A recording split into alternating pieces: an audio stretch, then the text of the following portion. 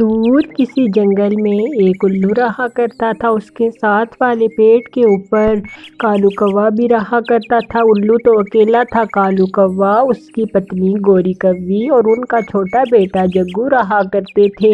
ایسے ہی گوری اور کالو اس الو کے پاس جاتے ہیں اور اس الو سے جا کر کہتے ہیں، ارے الو یار، ہم بھوجن کی کھوج میں اتری دشا کی طرف جا رہے ہیں۔ ہمارے آنے تک ہمارے بچے کا دھیان رکھنا، ہم تمہارے لیے بھی کچھ کھانے کو لے آئیں گے۔ تم تو ہمارے پڑوسی ہو، اس لیے تمہیں کہہ کر جا رہے ہیں تم ہمارے گھونسلے میں چلے جاؤ۔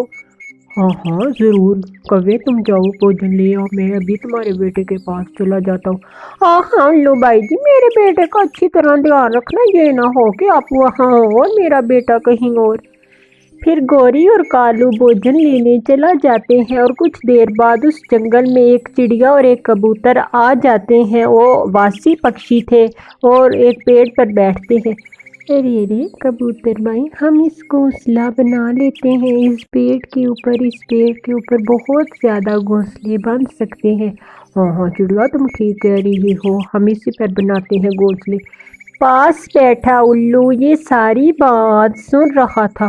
ارے پہلے ہی اس جنگل میں بھوجن کی بہت زیادہ کمی ہے، اب یہ بھی لنگور آ گئے ہیں، میں جاتا ہوں ان کو پوچھتا ہوں۔ پھر الو ان کے پاس جاتا ہے۔ ارے پکشیوں، تم اس جنگل میں گھونسلہ نہیں بنا سکتے ہو، یہ جنگل ہمارا ہے، ادھر پہلے ہی کھانے کی بہت کمی ہے، تم دونوں یہاں سے چلے جاؤ۔ ارے الو بھائی، یہ تو جنگل سب واسی پکشیوں کا ہے، جو چاہے وہ گھونسلہ بنا لے۔ چڑیا نہیں، اس جنگل میں کسی کو ہم گھونسلہ بنانے کی اجازت نہیں دیتے اور نہ ہی ہم آپ لوگوں کو اجازت دیں گے۔ ارے الو یار، یہ تم غلط بات کر رہے ہو، کیونکہ یہ جنگل سب پکشیوں کا ہے، ہم اسی جنگل میں گھونسلہ بنائیں گے اور تمہاری آنکھوں کے سامنے رہیں گے، تم جو کر سکتے ہو کر لو۔ ارے تمہاری بہت زبان چل رہی ہے، ابھی تمہیں میں پوچھتا ہوں۔ آنے تو دو، رات میرے دوست گئے ہوئے ہیں بھوجن کی تلاش میں، آتے تو پھر تم سے نپٹتے ہیں، کیا علاج کرنا ہے تمہارا؟ ارے آپ غصہ نہ ہو الو بھائی، ہم آپ کے جنگل سے چلے جاتے ہیں۔ نہیں چڑیا، ہم کیوں جائیں، ہم ایسے ہی جاتے رہے تو ہمیں کوئی بھی پکشی گھونسلہ نہیں بنانے دے گا، ہم یہی گھونسلہ بنائیں گے، جو کرنا ہے بڑی آنکھوں والے الو جا کر لو، ہم تم سے ڈرتے نہیں ہیں۔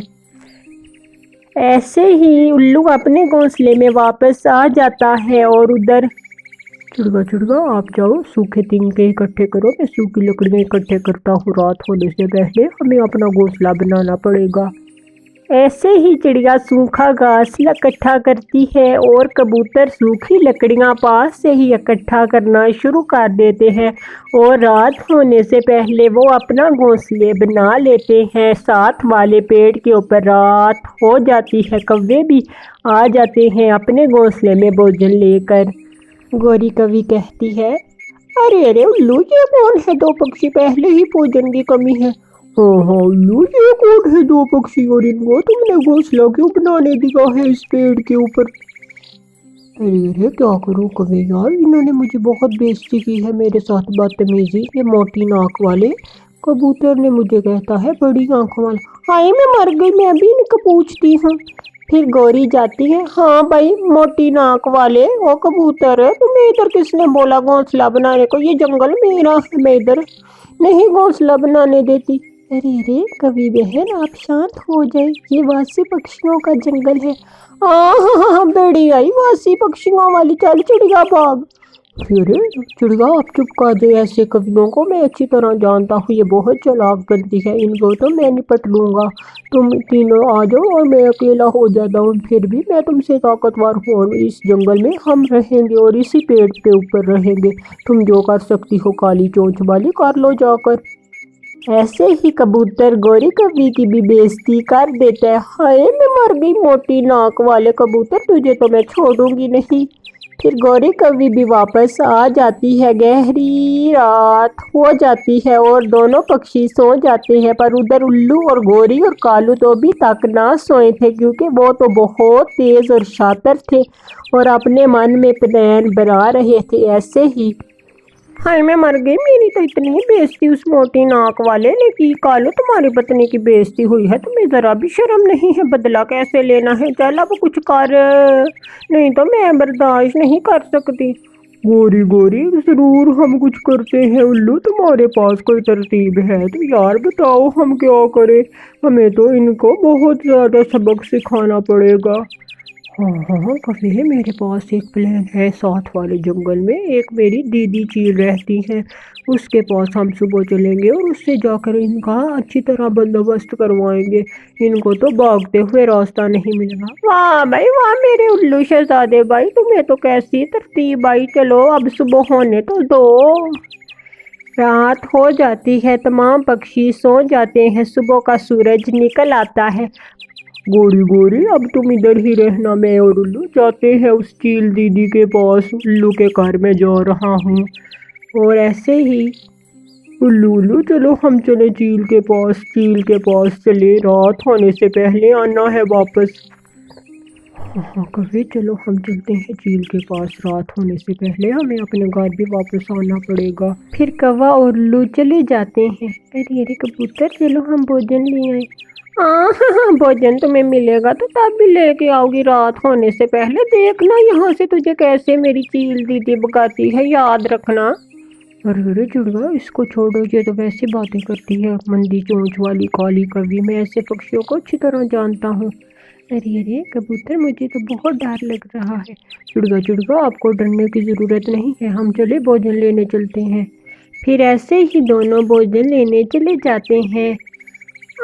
भाई उल्लू, कैसे आना हुआ अपनी चील दीदी के पास बड़े वर्षों बाद? हाँ हाँ चील दीदी, मुझे आपसे एक ज़रूरी काम है। वो हमारे जंगल में एक शैतान कबूतर और चिड़िया आ गए हैं। हाँ हाँ, तो क्या करूँ, आ गए हैं तो कुछ तो बता। चील दीदी, वो हमारे साथ वाले पेड़ पर घोंसला बनाकर रह रहे हैं और हमें बहुत ज़्यादा उन्होंने बेइज्जती की है। हमारे मेरे साथ तो इतनी बदतमीजी, मुझे कहता है बड़ी आंखों वाला मोटे नाक वाला उल्लू। अरे चील दीदी, अब आप ही कुछ करे मेरे बाद। हाँ तो क्या हुआ, उन्हें भी रहने दो अपने साथ वाले पेड़ पर। नो नो चील दीदी, मेरी भी उन्होंने बेइज्जती की, मेरी पत्नी की। उन्हें कहता है कि काली चोंच वाली काली कवि। चील दीदी, हम इसलिए आपके पास आए हैं कि आप हमारी मदद करो, आप उन्हें इस जंगल से भगा दो, आपका बहुत एहसान होगा। ऐसे ही कालू कौवा उस चील को कहता है, और चील तो वैसे ही शैतान थी। हाँ चलो, मैं तुम्हारी मदद ज़रूर करती हूँ, चलो मुझे ले चलो। ऐसे ही कालू कौवा, उल्लू और चील उस दिशा में चले जाते हैं और थोड़ी देर बाद जंगल में पहुंच जाते हैं। हाय मेरी चील दीदी आ गई, मुझे पहले ही पता था कि मेरी चील दीदी आएगी। हाँ हाँ, मुझे आना पड़ा गोरी। हाय मेरी चील कितनी आप अच्छी हो। आप चले और उनको पूछें। अरे कहाँ है वो दोनों पक्षी? चील दीदी, वो दोनों पक्षी वो देखें। हाय हाय चील दीदी, वो आ गए हैं। ऐसे ही चिड़िया और कबूतर आ जाते हैं और चिड़िया दूर से ही देखती है। हाँ हाँ हाँ हाँ, ये है दो पक्षी, मुझे तो पहले ही लगता था। हाँ हाँ चील दीदी जी, यही है वो पक्षी, मुझे कहते हैं कि काली चोंच वाली। अरे कबूतर, इनके पास तो वो खतरनाक चील बैठी है, हम तो इसका मुकाबला नहीं कर सकते, हमें बुद्धि से काम लेना होगा। फिर चील कबूतर और चिड़िया के पास आती है। हाँ भाई बता, चिड़िया और कबूतर बता, अब क्या है तुम दोनों को, मुझे साफ साफ बात बता दे, नहीं तो मैं मार मार कर बुरा हाल कर दूंगी और मैं तुम्हारा मांस मजे मजे से खाऊंगी, फ्रीजर में फ्रीज कर कर। अरे चील दीदी, हम तो आपके बहुत ज़्यादा फैन है पक्षी, आपकी उड़ान क्या ही बात है, और आपकी शिकार करने की शक्ति सब पक्षियों से उत्तर है, और आपकी जो लंबी उड़ान है वो बहुत आकर्षित करती है हमें चील दीदी। हाँ हाँ हाँ, अब नहीं बोलती ये छोटी चोंच वाला कबूतर, मोटी नाक वाला, बड़ी आंखों गंदी वाला। अब तो इसे अच्छा चील पूछेगी, देखना कबूतर की पैं कैसे निकालती है। चील दीदी, हम तो ठहरे पक्षी छोटे, हम चलते हैं। ऐसे ही चिड़िया बातें करती है, अपनी तारीफ सुनकर चील जाने देती है। कितने अच्छे पक्षी हैं ये, तो कौवे वैसे ही झूठ बोलते हैं। हाँ हाँ हाँ, ये देखो कैसी चिड़िया दुम दबा के भाग गई है।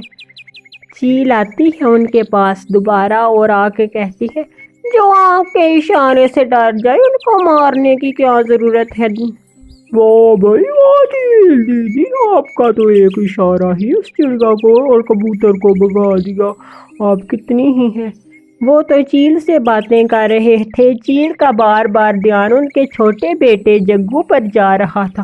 अरे कमो जाओ, मेरे लिए कुछ भोजन लेके आओ, मैं तो भूख से मर रही हूँ। ऐसे ही वो चील कहती है। हाँ हाँ चील दीदी, अभी भोजन लेकर हम आते हैं। फिर वो दोनों भोजन की तलाश में चले जाते हैं दूर, और चील पास में ही बैठी हुई कहती है, आज तो इस छोटे कौवे को खाऊंगी। वाह भाई वाह। ऐसे ही वो चील उस छोटे कौवे को खतरनाक पंजों से चीर डालती है और उसका मांस खा जाती है और उसको अपने साथ ले जाती है। इस कहानी से हमें सीख मिलती है कि हम किसी के लिए अगर गड्ढा खोदेंगे तो वो गड्ढे में हम खुद ही गिर जाएंगे, और अगर हम किसी को दुख तकलीफ़ देंगे तो वही दुख तकलीफ़ परीक्षा हमारे आगे भी ज़रूर ही आएगी। इसलिए हमें कभी भी किसी को दुख और तकलीफ़ नहीं देनी चाहिए।